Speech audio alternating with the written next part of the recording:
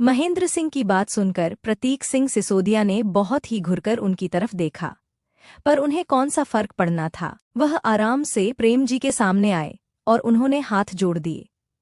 प्रेम जी ने भी हाथ जोड़कर उनका अभिवादन स्वीकार किया।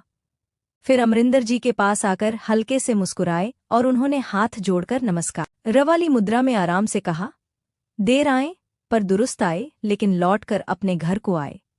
आपके यहाँ देखकर बहुत खुशी हुई। फूलों में लपेटकर फेंके गए कंकर अमरिंदर सिंह को चुभे थे।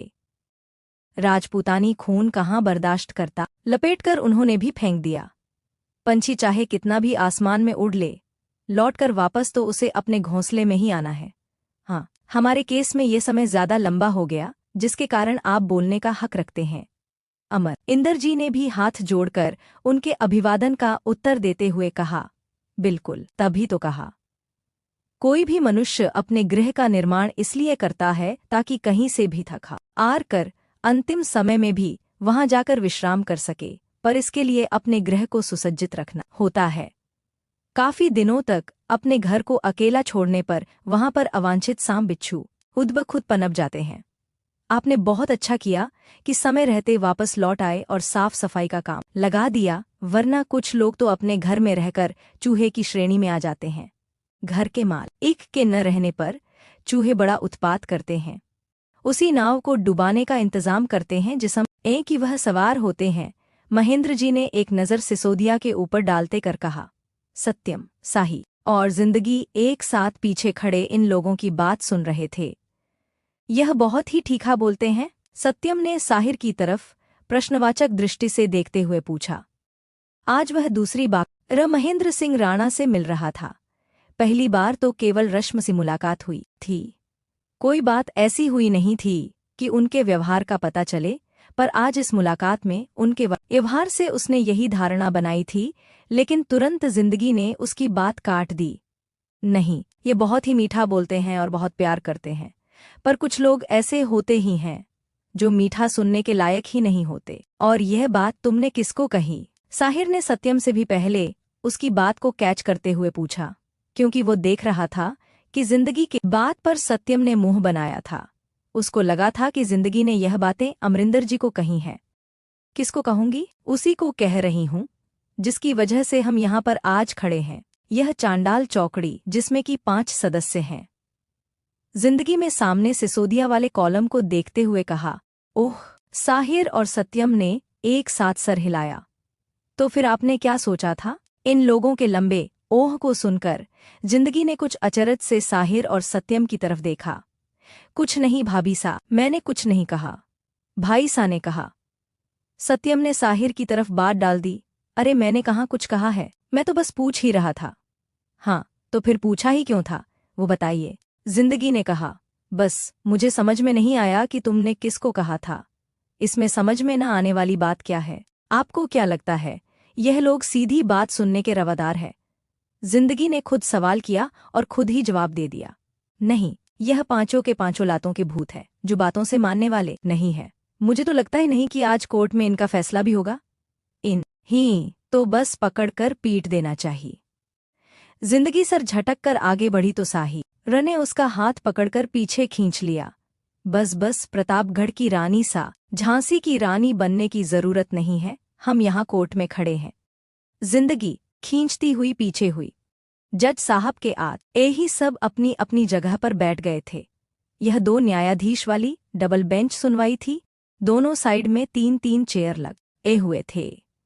आगे प्रेम जी अमरिंदर जी के साथ सत्यम बैठा, तो उसके ठीक पीछे वाली लाइन में साहिर जिंदगी के साथ महेंद्र सिंह राणा थे, और उनके अपोजिट साइड वाले में सबसे आगे प्रतीक सिंह सिसोदिया, और उसके बगल में इसका एक ऑफिशियल सेक्रेटरी और जिंदल था।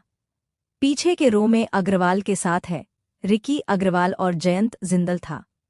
दोनों तरफ से पेपर प्रस्तुत किए गए, तो साथ में तीसरा पक्ष गवर्नमेंट का भी था। गवर्नमेंट की तरफ से जब पेपर सबमिट किए गए, तो प्रतीक सिंह सिसोदिया ने अपने वकील की तरफ देखा, जो कि हैरान होकर उनकी तरफ देख रहा था। आपने यह नहीं बताया था कि इस जमीनों पर गवर्नमेंट की तरफ से भी केस हैं।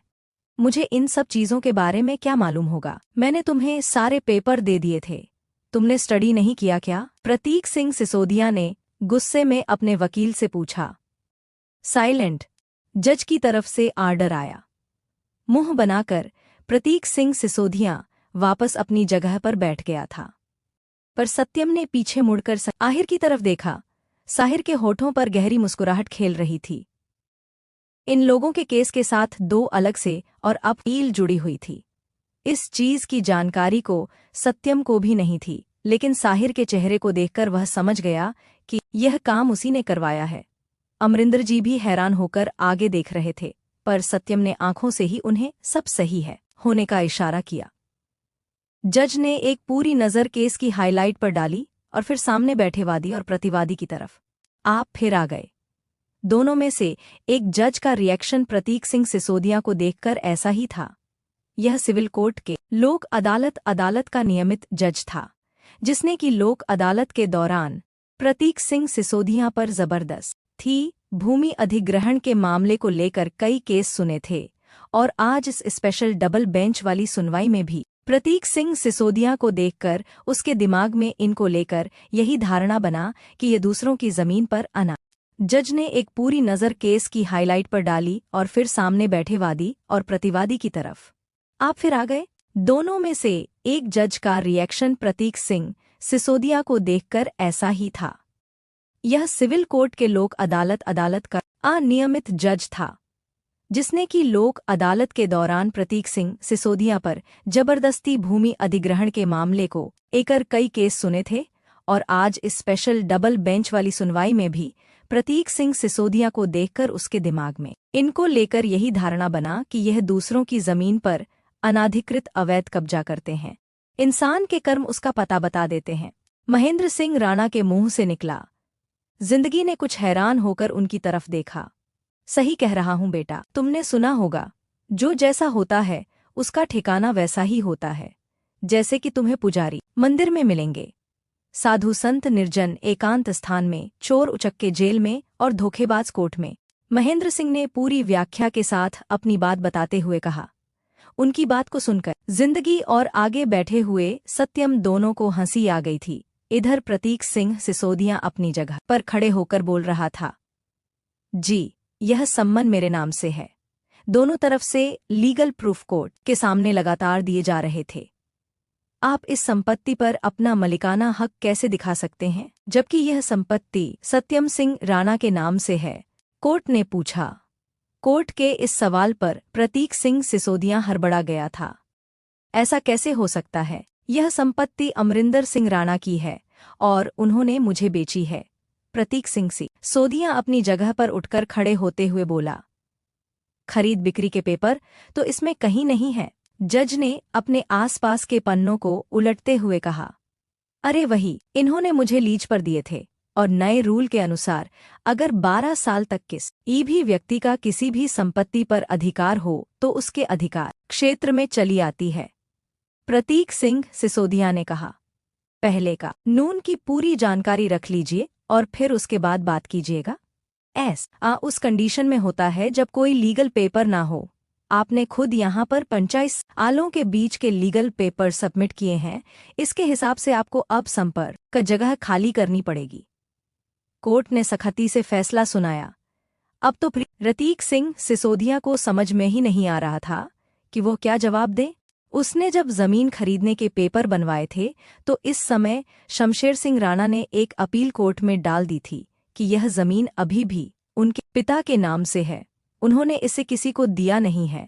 इस हिसाब से बेटे खरीदने बेचने का अधिकार नहीं रखते। बाद में भी जब बंटवारा हो गया तो इस बात पर सहमत हुआ था कि अमरिंदर सिंह अभी जमीन खरीद बेच नहीं सकेंगे, क्योंकि उनके पिताजी जीवित थे और उन्होंने साफ कह रखा था कि मैं अपने जीते जी किसी को भी एक डिसमिल जमीन भी बेचने नहीं दूंगा। बंटवारा कोर्ट का न होकर पंचों का था। इस कारण अमरिंदर सिंह ने उसी हाथ से प्रतीक सिंह सिसोदिया को बेच दिया, और प्रतीक सिंह सिसोदिया ने चालाकी दिखलाते हुए इस हिसाब से पेपर बनवा एक निश्चित समय के बाद जमीन उसकी हो जाएगी। पर इन सब चीजों के में उसने बंटवारे के असली कागज देखे ही नहीं थे, जिन्हें कि शमशेर सिंह राणा ने अपनी अपनी जमीनों पर अपना अपना नाम चढ़ाने के लिए अनुमंडल अधिकारी के कार्यालय में और फिर नोटरी के ऑफिस में दिया था। इन सभी जमीनों में सत्यम को मालिकाना हक दिया गया था और उसके बालिग होने तक अमरिंदर सिंह जमीनों के केयरटेकर थे। इस हिसाब से अब प्रतीक सिंह सिसोदिया अमरिंदर जी पर उल्टा केस भी नहीं कर सकता था कि उन्होंने धोखे से उन्हें संपत्ति बेची है, जबकि ये लोग घर से यही तय करके आए थे कि हम कोर्ट में ये सब प्रूफ कर देंगे कि अमरिंदर सिंह राणा ने धोखे से उन्हें जमीन बची है। धारा 420 के तहत जब जेल जाना होता तब पता चला कि उन्होंने किसी से पंगे लिए हैं। उन्हें इस चीज की बिल्कुल जानकारी नहीं थी कि संपत्ति सत्यम के नाम से है, पर अब तो ऐसा हो भी नहीं सकता था। पर ऐसा कैसे? प्रतीक सिंह सिसोदिया ने सीधे मानने से इनकार किया, जिस पर जज ने उसकी तरफ देखा। अदालत की कार्रवाई के बाद आपको एक फोटोकॉपी मिल जाएगी, देख लीजिएगा। फिलहाल में तो जितनी जल्दी हो सके जमीन खाली कीजिए, कोर्ट ने कहा। प्रतीक सिंह सिसोदिया के वकील ने इन पेपर्स को देखने के लिए समय मांगा तो कोर्ट ने बस 1 घंटे समय दिया। 1 घंटे बाद कोर्ट अब इस पर अपना फैसला सुनाने वाली थी। तब कलेजे में कुछ ठंडक पड़ रही है महेंद्र सा। जज की जाने के बाद प्रेम जी महेंद्र सिंह राणा की तरफ मुड़े। आप ठंडक की बात करते हैं राणा सा, आज तो सुकून उतरा है। महेंद्र सिंह राणा ने गुस्से से आग बबूला प्रतीक सिंह सिसोदिया के चेहरे को देखते हुए कहा, जो कि जज के जाने के बाद उठकर बाहर आ रहा था, पर उसकी नजरें जाने से पहले राणा परिवार पर आग उगल रही थी, जैसे कि आंखों की लपटों से ही जलकर भस्म कर देगा। राणा परिवार ने इसे इग्नोर करना ही सही समझा था, क्योंकि वह कोर्ट रूम में थे और यहाँ पर वो कोई तमाशा नहीं चाहते थे। लेकिन महेंद्र सिंह राणा ने कह दिया। प्रतीक सिंह सिसोदिया के कानों तक उनकी आवाज गई थी, लेकिन न आज वह इग्नोर करके बाहर निकल गया, पर पीछे तक उसके कानों में महेंद्र सिंह राणा के हंसने की आवाज गूंज रही थी। तुमको तो मैं बाद में देख लूंगा महेंद्र सिंह राणा, फिलहाल इधर से निपटा लूं। सिसोदिया की गुस्से में मुट्ठी बंध गई थी, लेकिन उसने पीछे मुड़कर देखा भी नहीं। प्रतीक सिंह के बाहर निकलते ही महेंद्र सिंह राणा की हंसी गायब हो गई थी और तुरंत उनके चेहरे पर सख्त भाव आ गए। चलिए छोड़िए उसको, अब गुस्से में अपने बाल नोचेगा। आप बताइए बड़े राणा सा कैसे हैं? प्रेम जी ने बातों का रुख दूसरी तरफ मोड़ते हुए पूछा। काफी अरसे से बीमार चल रहे थे, लेकिन कल रात से काफी ठीक है और आज ये खबर सुनने के बाद और भी अच्छे हो जाएंगे, महेंद्र सिंह राणा ने कहा। उन्होंने इस बात को दिल से लगा रखा है, प्रेम जी बोले। दिल से लगाने वाली बात ही है। जिसकी डोली उठाने वाले थे उसकी अर्थी को कंधा देना पड़ा था, जिसकी चिता को आग दिया था वह भी उनके कलेजे का ही टुकड़ा थी, जिसको कि दिल से लगाकर पाला था। तो भला इस बात को दिल से लगाकर क्यों न रखें? दुश्मनी में अगर धन की हानि हो तो कोई हानि नहीं है, जान की हानि हो तो कुछ सोचना पड़ता है, लेकिन जब बात इज्जत पर आ जाती है तो फिर कुछ सोचने विचारने का नहीं रहता, सीधे यार या पार की लड़ाई हो जाती है, महेंद्र सिंह राणा ने कहा। सब उनकी बात समझ रहे थे। प्रेम जी ने हल्के से उनके कंधे पर हाथ रख दिया। कोर्ट ने फैसला सुनाने के लिए जो 1 घंटे का समय दिया था, उस 1 घंटे में जहां राणा परिवार आपस में हल्की फुल्की बातचीत करते हुए आगे का कार्यक्रम तय कर रहा था, तो वहीं पर प्रतीक सिंह सिसोदिया ने पिछले 1 घंटे में उसने अपने वकील के साथ साथ ना जाने कितने और वकीलों को बुलाकर मीटिंग किया था और सबसे सलाह ली थी, पर इतनी जल्दी कोई भी इस मैटर पर उसकी कोई उचित सलाह नहीं दे पा रहा था। सबके हिसाब से तो बस अब फैसला आने वाला था और वो भी 1 साइड। ऐसे में हारी हुई बाजी पर कौन दांव लगाना चाहता? वकीलों का तो काम ही होता है पैसा बनाना, लेकिन इस बार जो क्लाइंट सामने बैठा था वो अपने काम की कीमत में जान तक ले सकता था, इसलिए पूरे शहर की बड़े बड़े वकीलों ने हाथ खड़े कर दिए थे। भला अपनी जान किसको प्यारी नहीं थी? पर इस समय प्रतीक सिंह सिसोदिया के गुस्से को देखकर कुछ बोलने की भी कंडीशन में नहीं थे। सर इतनी जल्दी कैसे होगा? 1 घंटे में तो हम पेपर भी नहीं पढ़ पाएंगे, हमें केस की स्टडी करने के लिए भी कुछ टाइम चाहिए। वकीलों की पूरी टीम ने असमर्थता जाहिर की थी। राणा ने इस बार गहरा दाव खेला है, वह आपक ओ संभलने का मौका भी नहीं दे रहा। जिंदल ने अफसोस से प्रतीक सिंह सिसोदिया से कहा, संभलने का मौका तो मैं उसे नहीं दूंगा, वह समझता क्या है मुझको? तुम लोग ये बताओ कि मुझे अभी क्या करना चाहिए? जिंदल को जवाब देकर सिसोदिया वकीलों की तरफ मुड़ा।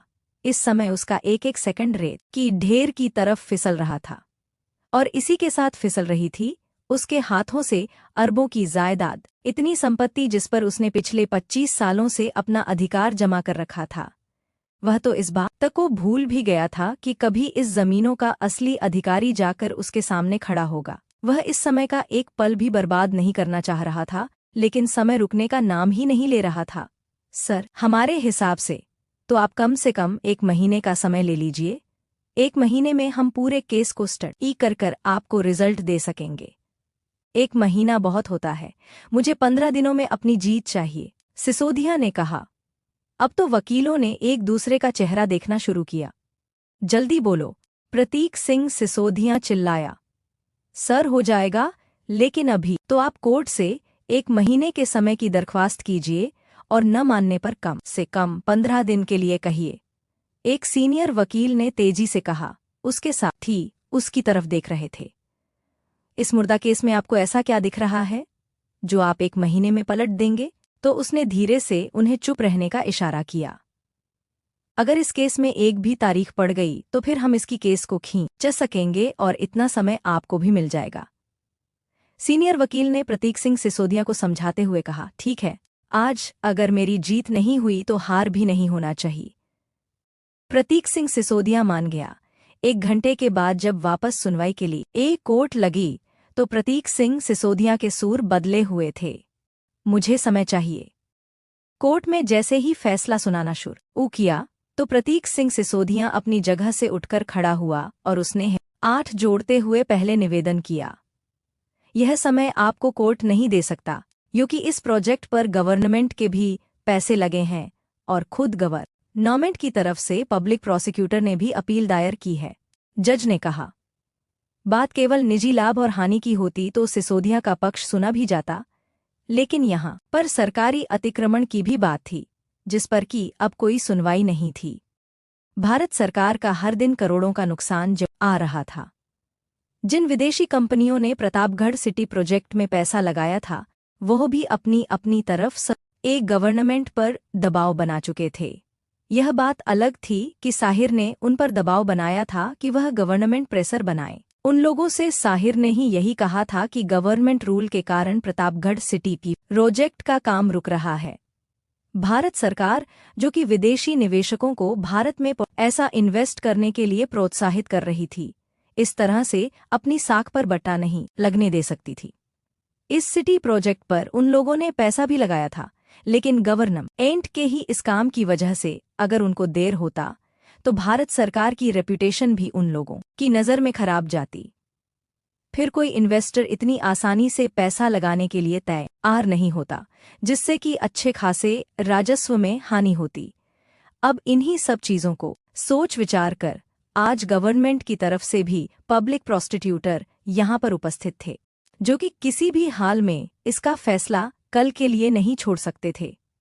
जज को फैसला सुनाना ही पड़ा, और मिलजुल कर यही फैसला हुआ कि प्रत्येक सिंह से सुदिया को तुरंत जमीनों को खाली करना होगा, ताकि प्रतापगढ़ सिटी प्रोजेक्ट का काम आगे बढ़ सके। जो जमीन प्रतापगढ़ सिटी प्रोजेक्ट के अंतर्गत पहले ही अधिग्रहित कर की जा चुकी है, अमरिंदर सत्यम सिंह राणा, या तो आप डायरेक्ट उन जमीनों के लिए प्रतापगढ़ सिटी प्रोजेक्ट के हेड साहिर सिंह राणा के साथ एक अनुबंध हस्ताक्षर कर लें, या फिर भारत सरकार 15 दिनों के अंदर आपकी जमीनों का उचित मुआवजा देकर उन्हें प्रतापगढ़ सिटी प्रोजेक्ट के अंतर्गत ले लेगी। जज ने कहा, सर, प्रतापगढ़ सिटी प्रोजेक्ट हमारा साझा प्रोजेक्ट है। हम लोगों ने पहले ही इसके अनुबंध तैयार कर लिए हैं।